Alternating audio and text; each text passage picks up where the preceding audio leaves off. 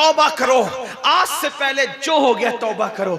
और उर्स में अल्लाह वालों के पास बैठकर अगर कोई तौबा कर लेता है, उर्स में अल्लाह वालों के पास बैठकर कोई तौबा कर लेता है तो अल्लाह पाक उसकी जिंदगी बदल देता है, जिंदगी में इनकलाब बपा कर देता है। आओ मैं भी और आप भी सच्ची तौबा करें, इसलिए कि जब वलियों के यहाँ तौबा की जाती है, अल्लाह वालों के यहाँ तौबा की जाती है तो अल्लाह तबारक व तआला फिर गुनहगार को नहीं देखता बल्कि तौबा करने वाले की तौबा को कबूल कर लेता है। देखो एक रिवायत आपने सुनी होगी, अक्सर बयान की जाती है, अल्लाह अकबर, कि एक शख्स ने 99 कत्ल किए और 99 कत्ल करने के बाद उसके दिल में ख्याल आया कि मैंने तौबा करनी है, यानी बदल जाना है, नेक बन जाना है। तो उसने एक आदमी से मसला पूछा, किसी जानने वाले से मसला पूछा, भाई मैं 99 कत्ल किए मैंने, अब मैं अगर तौबा करूं तो कबूल होगी कि नहीं होगी? तो कुछ लोग ज्यादा देर होशियार होते हैं, अपने सिवा वो किसी को जन्नती समझते ही नहीं, अपने सिवा वो किसी को नेक समझते ही नहीं। तो उसने क्या कहा, वाह साहब 99 कत्ल कर लिए और 99 कत्ल करने के बाद जो है अब आप तौबा करने जा रहे हैं, जाओ जाओ आपकी तौबा कबूल नहीं होगी। मैं बतौर मफहूम अपने अल्फाज के जामे में पेश करूं, जाओ जाओ तौबा कबूल नहीं होगी। तो वो थोड़ा सा था दीवाना आदमी, तो उसने सोचा 99 कत्ल पे भी जहन्नम मिलेगी तो फिर 99 क्यों, पूरा ना कर ले, पूरा 100 ना कर ले, उसने उसी को कत्ल कर दिया। यानी जो डेढ़ होशियारी करने गया उसने और 100 हो गए। 100 के बाद वो किसी अल्लाह वाले से साहिबे दिल से मिला, कहा मैंने 100 कत्ल किए, तौबा करना चाहता हूँ, क्या मैं तेरी तौबा कबूल है? उसने कहा हाँ। देखो लेकिन उसने बताया कि ये बात कौन बयान कर रहा है? अल्लाह के रसूल सल्लल्लाहु अलैहि वसल्लम बयान कर रहे हैं। लोग कहते हैं वलियों के यहाँ जाने से क्या मिलता है, क्या मिलेगा उर्स में जाने से, क्या मिलेगा आस्ताने पे जाने से? हदीस पाक का मफहूम है 100 कत्ल करने वाला जब तौबा करने के बारे में पूछता है तो वो साहिबे दिल कहता है हाँ तेरी तौबा कबूल होगी। ये करीब में वलियों की बस्ती है, ये करीब में वलियों की बस्ती है।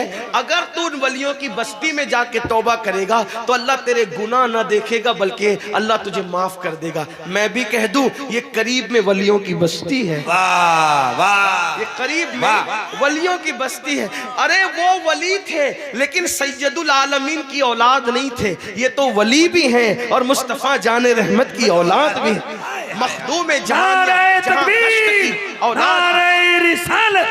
साहबे सज्जादा वलियों की बस्ती में आए हैं। अल्लाह अकबर, कहाँ वलियों की बस्ती है और तुम तौबा करोगे उधर जाके। अब सोचो उसने तौबा की नीयत से वलियों की बस्ती की तरफ कदम बढ़ाया। अल्लाह की शान देखो, उसने वलियों की बस्ती की तरफ कदम बढ़ाया। अल्लाह की शान देखो, अभी कदम उठा करके आगे बढ़ा ही था कि उसका इंतकाल हो गया और धड़ाम से जमीन पे गिर पड़ा। जब इंतकाल हुआ तो फरिश्ते आए, जन्नत के फरिश्ते, रहमत के फरिश्ते भी आए, जहन्नम के फरिश्ते और अजाब के फरिश्ते भी। एक बात आपको कहूं, फरिश्ते अपनी मर्जी से आते जाते हैं क्या? फरिश्ते अपनी, भाई कहीं ऐसा होता है कि दोनों चले आए? ऐसा नहीं होता ना, जिसको अल्लाह भेजता है वही आता है? लेकिन यहां अल्लाह ने दोनों को भेजा। देखो अल्लाह बताना चाहता है, ऐसे मौके पे अल्लाह बताना चाहता है कुछ। दोनों आ गए, रहमत वाले भी आ गए, अजाब वाले भी आ गए। अब दोनों कहते हैं हम ले जाएंगे, हम ले जाएंगे। अरे हम ले जाएंगे तो फिर दोनों में गुफ्तगू भी। कहा तुम क्यों ले जाओगे? कहा ये तो पापी था, मुजरिम था। अल्लाह की बारगाह में अर्ज किया गया मौला हम ले जाना चाहते। वो कहते हम ले। तुम क्यों ले जाना चाहते? वो 100 कातिल 100 का कत्ल किया था, तुम क्यों ले जाना चाहते हो? मौला 100 का कत्ल तो किया था लेकिन अल्लाह वालों की बस्ती की तरफ तौबा की नीयत से चला था, अभी पहुंचा नहीं, सिर्फ चला था। याद रखना मेरी कौम के जवानों, किसी का दर ऐसा नहीं जिसके दर पे जाओ और नाकामी के साथ बैठ जाओ तो कामयाबी मिल जाए, ऐसा नहीं है। एक मेरे अल्लाह का दर है, अल्लाह का दर जो खुद फरमाता है, हदीस कुदसी है, जो मेरी तरफ चल कर आता है मेरी रहमतें उसकी तरफ दौड़ करके जाया करती है। वहां अगर बैठ जाओगे थक के रास्ते में तो मंजिल खुद चलकर तुम्हारा इस्तेकबाल करेगी। अल्लाह अकबर। तो क्या कहा, तुम क्यों ले जाना चाहते हो? तौबा की नियत से वलियों की बस्ती की तरफ चला था। तो अल्लाह फरमाता है एक काम करो, जाओ। अब देखो, अब यहां पर कुछ लोग डंडी मारते, तो कहा सिर्फ तौबा की नियत से वो बख्शा गया। मैंने कहा तौबा की नियत का मैं तो मुनकिर ही नहीं हूं, उसी उन्वान से बयान कर रहा हूं, लेकिन बख्शिश जो हुई वो तौबा की नियत पर नहीं हुई। बख्शिश किसी और वजह से, आपकी तवज्जो चाहता हूं। हाँ, तौबा की नियत का तो इनकार ही नहीं है, लेकिन बख्शिश क्यों हुई? भाई बख्शिश इस पे हो जाती, किस पे हो जाती? भाई तौबा की नियत से चला, अल्लाह कह देता मैंने माफ कर दिया, नियत से चला माफ कर दिया। लेकिन अल्लाह ने ये नहीं कहा, हदीस उठा कर देखे क्या कहा?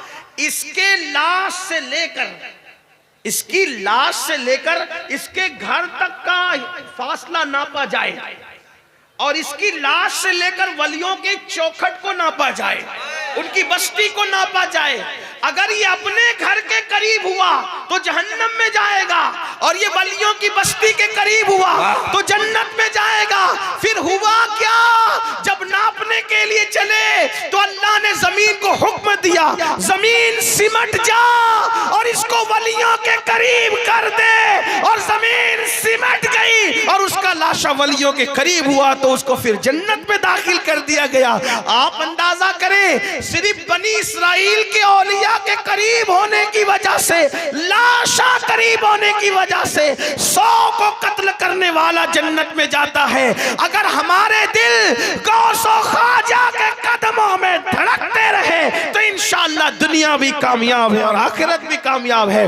अल्लाह के बंदो सच्ची तौबा करो, यहाँ भी निजात है, वहाँ भी निजात है। डर था कि इसियां की सजा अब होगी या रोजे जजा, दी उनकी रहमत ने सदा, ये भी नहीं वो भी नहीं, और आज जो ऐब किसी पर नहीं खुलने देते, कब वो चाहेंगे मेरी हश्र में रुसवाई हो। तो मुसलमानों सच्ची तौबा करो, गिड़गिड़ा लो, रो लो। उम्मुल मोमिनीन सैयदा आयशा सिद्दीका फरमाती है, मैंने अल्लाह के रसूल से पूछा, या रसूल अल्लाह, क्या आपका कोई गुनहगार उम्मती भी जन्नत में जाएगा? क्या आपका कोई पापी उम्मती भी जन्नत में जाएगा? हुजूर फरमाते हैं, हाँ ऐ आयशा, जो रात की तारीकी में, जो तन्हाइयों में अपने गुनाहों को याद करके रोता होगा, ऐसे गुनहगारों को अल्लाह कयामत के दिन बेहिसाब जन्नत अता फरमाएगा, उनसे हिसाब नहीं लिया जाएगा। इसलिए आइए अपने गुनाहों पे गिड़गिड़ाइए, रोइए, अपनी जिंदगी में इनकलाब बपा कीजिए। और हिंदुस्तान के मुसलमान 3 काम पर मेहनत करें। 3 काम करना है हमको। पूरी तकरीर याद रहना रहे, ये याद करना। पहले वादा करो कौन कौन ये 3 काम करेगा, हाथ उठाएं, बोलो भाई सुभान अल्लाह। देखो 3 काम हिंदुस्तान में हमें 3 काम करना है। नंबर 1, दीनदार बनो। क्या बनो? और अपने बच्चों को भी दीनदार बनाओ। दीनदार सिर्फ दाढ़ी टोपी वाले दीनदार नहीं, सिर्फ गोश्त और मछली खाने वाले दीनदार नहीं। कैसे दीनदार? जैसे रसूलुल्लाह बनाने आए थे। और वो कैसा दीनदार होता है? जो अपने लिए पसंद करो वही अपने ईमान वाले भाई के लिए पसंद करो, है ना? कैसे दीनदार? हुजूर से सच्चा इश्क करो। कैसे दीनदार? नमाज की पाबंदी करो। तो 3 काम क्या करना है? नंबर 1 क्या बनोगे? क्या बनोगे? दीन पर अमल करो। नंबर 2, मालदार बनो। नंबर 2 क्या करना है? मालदार बनो, मेहनत करो, खेल कूद से तवज्जो हटा के माल हासिल करो। जुए सट्टे शराब से नहीं, हलाल मेहनत की कमाई से। क्योंकि गरीबी कभी कभी आदमी को कुफ्र तक ले जाती है, इसलिए मालदार बनो। कुछ लोग कहते हैं ना, अरे अल्लाह के रसूल भी गरीब थे, हम भी गरीब है, तो क्या? ये झूठ है। हुजूर कोई गरीब नहीं थे, हुजूर कोई मिस्किन नहीं थे, हुजूर कोई मुफलिस नहीं थे। हुजूर अलैहिस्सलाम इतने मालदार थे कि उनसे पहले इतना बड़ा मालदार न कभी रूए जमीन पे आया और न कयामत तक उन जैसा मालदार कोई रूए जमीन पे आ सकता है। अब आप कहेंगे ये कोई नई बात डाल दी आपने। मैंने कहा नई बात फिर कहता हूं, मैं नई बात लाने वाला कौन? सुनो, हुजूर कितने मालदार थे। कोई एक रियासत का मालिक, कोई एक खेत का मालिक, कोई एक मुल्क का मालिक, कोई 2 मुल्क का मालिक। मेरे नबी इतने मालदार थे कि अल्लाह ने पूरी दुनिया का भी मालिक बना दिया और उनको जन्नत का भी मालिक बना दिया। मेरे इमाम कहते हैं, मालिक कुल ने, खालिक कुल ने आपको मालिक कुल बना दिया। दोनों जहां आपके कब्जा व इख्तियार में। और हुजूर अलैहिस्सलाम, ये तो बात हुई, लेकिन हुजूर के पास मदीने शरीफ में और इर्द गिर्द मदीने शरीफ के इतनी जमीनें थी कि हुजूर से बड़ा कोई जमींदार नहीं था। मैं अपने अल्फाज में समझा रहा हूँ। लाखों की आमदनी थी हुजूर की, लाखों की। लेकिन बात ये थी, सुबह आती थी लाखों की आमदनी, शाम तक सब तकसीम कर देते थे। हाँ, अब आप कहेंगे जब लाखों की आमदनी थी तो आला हजरत ने ये क्यों कहा, दो जहां की नेमतें हैं उनके खाली हाथ में। ये भी एक मसला आप ला के खड़ा करते हैं। बड़े बड़े शायर लोग अहले इल्म में बैठे हुए, तो उसकी बात अर्ज कर दूं, यही तो इमाम अहमद रजा का कमाल है कि वो फनकार नहीं थे, वो आशिक रसूल थे। क्या है, मालिक कौनैन है, गो पास कुछ रखते नहीं, दो जहां की नेमतें हैं उनके। तो कहा देखो उनके हाथ खाली थे ना, मैंने कहा एक खाली का मतलब होता है कुछ नहीं, यानी खाली है ना, खाली कुछ नहीं, नथिंग, कुछ नहीं, सही। और एक खाली का मतलब क्या होता है, एक खाली का मतलब होता है ओनली, सिर्फ। मतलब क्या, अगर पूछा जाए इस वक्त किसकी तकरीर हो रही है बुखारी उर्स में, तो क्या इस वक्त खाली अमीनुल कादरी बोल रहा है, यानी सब चुप हैं और सिर्फ अमीनुल कादरी बोल रहा है ना, ओनली वही बोल रहा है। तो क्या इस वक्त स्टेज पर शाकिर सामी साहब भी मौजूद हैं? नहीं, वो आने वाले तो थे लेकिन उनका वीजा कैंसिल हो गया इसलिए वो नहीं आए, इसलिए खाली अमीनुल कादरी बोल रहा है। वाह, इस वक्त कौन बोल रहा है, खाली अमीनुल कादरी बोल रहा है। कहा क्या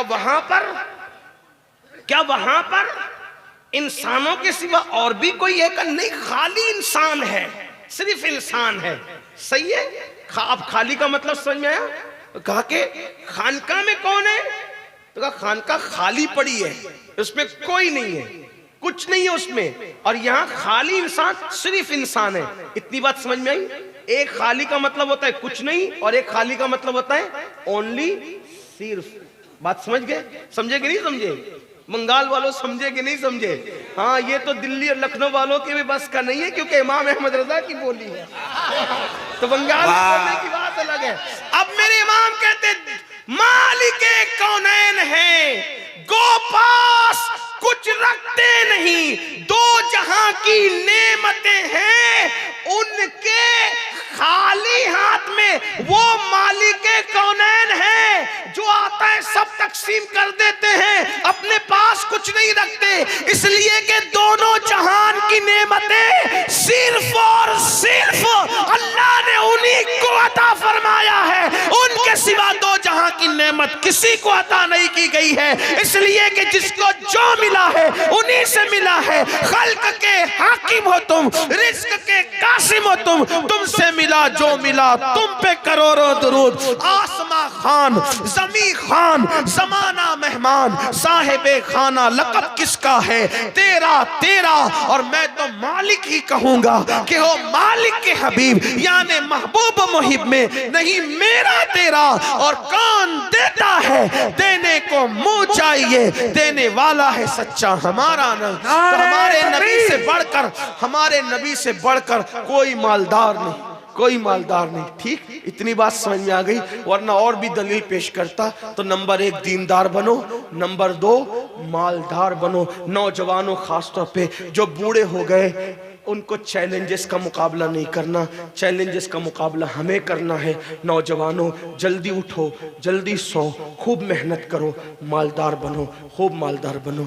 ये लॉजों में जो मुस्लिम बेटियां बिक रही है गुर्बत की वजह से, सिग्नलों पर भीख मांग रही है बुर्का पहनकर, गुर्बत की वजह से, गुर्बत कुफ्र तक ले जाती है। लड़कियां जो मुर्तद हो रही है, लड़के जो मुर्तद हो रहे हैं, कहीं ना कहीं गुर्बत का उसमें अमल दखल है। गुर्बत का खात्मा करो। एक आदमी मालदार है, एक आदमी मालदार है, वो दूसरे को पैसा लगा करके उठाए, अगर ज़कात के मुस्तहिक है तो ज़कात इतनी दे ताकि वो भी आइंदा साल ज़कात देने के काबिल बन जाए। और बंगाल वालों अगर बुरा नहीं माने तो एक बात अर्ज करूं हाथ जोड़ के, मस्जिदों के 2-2 करोड़ के मीनार बनाने की बजाय कोशिश करो कि वो 2-2 करोड़ गरीबों पे खर्च करो और उनको मजबूत करो। अगर हमारी कौम 10 साल में मजबूत हो गई तो 2 नहीं बल्कि 10 करोड़ के मीनार हम बना सकेंगे। इसलिए मेरी गुजारिश है, जलसों के खर्चे भी कम करो, शादियों के खर्चे भी कम करो, और सब खर्चे कम करके अपनी कौम को मजबूत करो। हुजूर अलैहिस्सलाम इसीलिए तशरीफ लाए थे। तो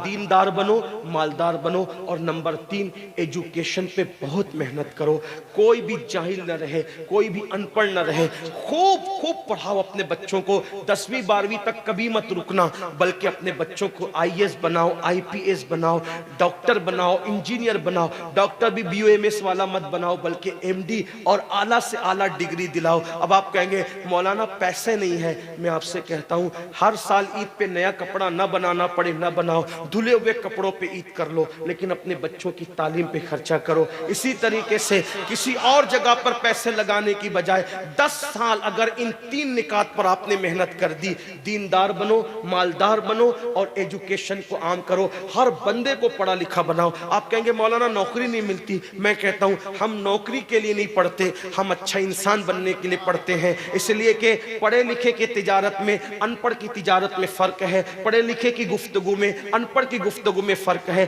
पढ़े लिखे के उठने बैठने में अनपढ़ के उठने बैठने में फर्क है। देखो आप ये नहीं कहता हूं कि आप सब अनपढ़ हो, लेकिन एक बात आपसे कहता हूं, महफिल में पढ़े लिखों का अंदाज और होता है, अनपढ़ लोगों का अंदाज और होता है। खाने में, पीने में, उठने में, बैठने में तालीम को आम करो, दुनिया भी पढ़ाओ, आखिरत भी पढ़ाओ। अपने बच्चों को इतना इल्म दो कि वो मुसलमान रहे, सच्चे मुसलमान रहे, और अपनी बच्चियों को भी इतना इल्म दो, सच्ची पक्की मुसलमान रहे। और स्कूल, कॉलेज, यूनिवर्सिटी में आला से आला तालीम दिलाओ। और याद रखना, गुर्बत का बहाना मत बनाओ। बिटिया की शादी होती है तो लाखों रुपए कहाँ से आते हैं, और आपसे कहता हूँ 8 घंटे मेहनत करने की बजाय 16 घंटे मेहनत करो। मेहनत में पीछे मत हटो, अपने बच्चों को पढ़ाओ। सिर्फ 10-12 साल हिंदुस्तान के तमाम मुसलमान मेहनत करके अपने बच्चों पे मेहनत कर लें, कोशिश कर लें, काविश कर लें, तो देखना नक्शा बदल जाएगा। ये भी आपसे कहता हूँ, एक बात कहता हूँ, मना नहीं कर रहा हूँ, अगर मुझसे गलती हो तो मेरे उलमा इस्लाह करेंगे, आप मेरी जात को देख के कबूल नहीं करना। बाप के चहलुम पर 40 देग पकाने की बजाय 1 देग पकाओ। उन 40 देगों का खर्चा बचाकर किसी बच्चे की तालीम पर अपने बाप के इसाले सवाब के लिए खर्चा कर दो। पीर साहब के मजार पर 1 लाख की चादर ला के डालने की बजाय 100 रुपए की चादर डाल दो, बाकी के पैसे बचाकर गरीबों की तालीम पे खर्चा कर दो। पीर साहब के इसाले सवाब के लिए वो उस 1 लाख की चादर से जितना खुश होंगे, वो 100 रुपए की चादर से भी उससे ज्यादा खुश होंगे, क्योंकि आपने किसी को उठा दिया, किसी को आपने तरक्की पे ले गए। एक बात कहता हूँ, मेरा पीर जन्नती है तो मेरे पीर को मेरी 1 लाख की चादर से क्या गरज, उसको तो जन्नत में उससे बेहतर लिबास मिल चुका है, उसको तो 1 लाख का उससे बेहतर लिबास मिल चुका है। तो ये बातें तल्ख लगे माफ करना, लेकिन आपसे एक बात कहता हूँ, रसूमात से निकलो, हकीकतों की तरफ आओ, रसूमात से निकलो, सच्चाइयों की तरफ आओ। एक दूसरे को गिराने की कोशिश मत करो, एक दूसरे को उठाने की कोशिश करो। आपस के झगड़े खत्म करो। तेरा सिलसिला बड़ा, मेरा सिलसिला बड़ा, तेरी बिरादरी बड़ी, मेरी बिरादरी बड़ी, तेरा पीर बड़ा, मेरा पीर बड़ा। याद रखना, हम सबका सबसे बड़ा पीर मुस्तफ़ा जाने रहमत है, वो सबके पीर है और उनसे बड़ा कोई हो ही नहीं सकता अल्लाह की मखलूक में। हमारे इमाम ने कहा, और पूरी दुनिया मुत्तफिक है कि हमारे पीर सबसे बड़े हैं। जाहिर सी बात है, सारे पीर उनकी नालैन में है और वो सब पीरों के पीर है। मेरे इमाम कहते, सबसे औला वो आला हमारा नबी, सबसे बाला वो आला हमारा नबी, अपने मौला का प्यारा हमारा नबी, दोनों आलम का दूल्हा हमारा नबी। सारे अच्छों में अच्छा समझिए जिसे, है उस अच्छे से अच्छा हमारा नबी। सारे ऊंचों में ऊंचा समझिए जिसे, है उस ऊंचे में ऊंचा हमारा नबी। हमारा नबी इतना ऊंचा है कि अल्लाह अकबर, ताजे रूहुल कुद्स के मोती जिसे सजदा करें, ताजे रूहुल कुद्स के मोती जिसे सजदा करें, रखती है कितना वकार। अल्लाह अकबर एड़ियां, कोई बिरादरी बड़ी नहीं, कोई बिरादरी छोटी नहीं। मेरे आका फरमाते हैं, कुल्लुकुम मिन आदम व आदम मिन तुराब, तुम सब आदम की औलाद हो और अल्लाह ने आदम को मिट्टी से पैदा किया। जब तुम सबकी अम्मी एक है, अब्बा एक है, तो छोटा बड़ा कोई कहां से हो गया। इसलिए बिरादरी के नाम पे न लड़ो, किसी नाम पे न लड़ो, सब लोग रसूलुल्लाह की जात पे मुत्तहिद रह जाओ, सहाबा और अहले बैत के अकीदे पे मुत्तहिद हो जाओ। और हाँ, जो नबी के गुस्ताख है, बेअदब है, उनके लिए तो अपना मौकिफ कल भी यही और आज भी यही और इंशाअल्लाह क़यामत तक यही कि दुश्मन अहमद पे शिद्दत कीजिए, मुल्हिदों की क्या मुरव्वत कीजिए, गैज़ में जल जाए बेदीनों के दिल, या रसूलुल्लाह की कसरत कीजिए, शिर्क ठहरे जिसमें ताज़िम हबीब, उस बुरे मजहब पे लानत कीजिए चर्चा उन्हीं का सुबह शाम, जाने काफिर पर क़यामत कीजिए। वमा अलैना इल्लल बलाग। अस्सलामु अलैकुम।